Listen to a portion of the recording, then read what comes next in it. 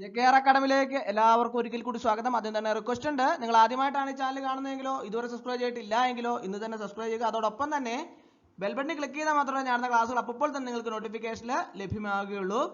August 8-ാം തീയതി നടന്ന HSST പരീക്ഷ ഉദ്യോഗാർത്ഥികളെ നോക്കുകുത്തിയാക്കിക്കൊണ്ടുള്ള ചോദ്യങ്ങളാണ് വന്നതെന്നും ഉദ്യോഗാർത്ഥികൾ പ്രസ്തുത പരീക്ഷ റദ്ദാക്കണമെന്നും ആവശ്യപ്പെട്ടുകൊണ്ട് നിരവധി ഉദ്യോഗാർത്ഥികൾ പരാതി നൽകുകയും അതിനു വേണ്ടിയിട്ട് കാത്തിരിക്കുകയും ചെയ്യുന്ന ഒരു സാഹചര്യമാണ് നിലവിലുള്ളത്.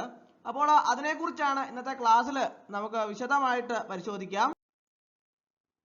പാഠ്യപദ്ധതിയിലെ വ്യവസ്ഥകൾ ലംഘിച്ച് PSCയുടെ ഹയർ സെക്കൻഡറി മലയാളം അധ്യാപക പരീക്ഷകൾ ഉദ്യോഗാർത്ഥികളെ വെട്ടിലാക്കി എന്നുള്ളതാണ് സത്യം.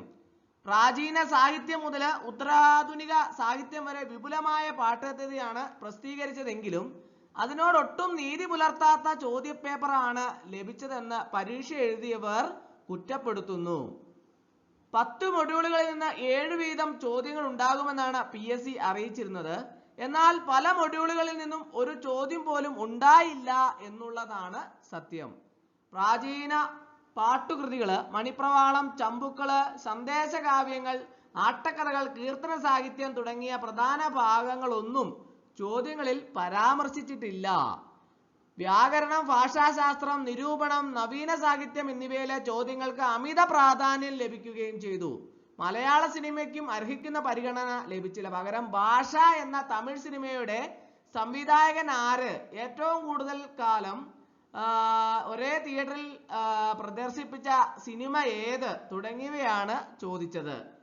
നവമാധ്യമങ്ങളിലും ജനപ്രിയ സാഹിത്യത്തിലുമുള്ള അമിത താല്പര്യമാണ് ചോദ്യങ്ങളിൽ പ്രകടമാകുന്നതെന്ന് ഉദ്യോഗാർത്ഥികൾ കുറ്റപ്പെടുത്തുന്നു. അതിന്റെ ഫലമായിട്ട് പരീക്ഷ റദ്ദാക്കി പുനഃപരീക്ഷ നടത്തണമെന്ന് ഉദ്യോഗാർത്ഥികൾ ആവശ്യപ്പെടുകയും അതിനെതിരെ കമ്മീഷന് പരാതി നൽകി കാത്തിരിക്കുകയും ചെയ്യുകയാണ് ഉദ്യോഗാർത്ഥികൾ. പരീക്ഷ എഴുതിയവർ കഴിഞ്ഞ ഓഗസ്റ്റ് 8-നാണ് പരീക്ഷ നടത്തിയത്.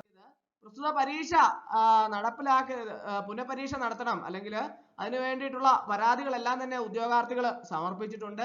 അപ്പോൾ അതിൽ മേലെ തീരുമാനം ഉണ്ടാകാൻ വേണ്ടിയിട്ട് കാത്തിരിക്കുകയാണ് ഒരു പറ്റം ഉദ്യോഗാർത്ഥികൾ. അപ്പോൾ പ്രസ്തുത പരീക്ഷയിൽ പദ്ധതിയെ നോക്കുകുത്തിയാക്കിയാണ് HSST പരീക്ഷ നടന്നത് എന്നാണ് ഉദ്യോഗാർത്ഥികളുടെ വാദം.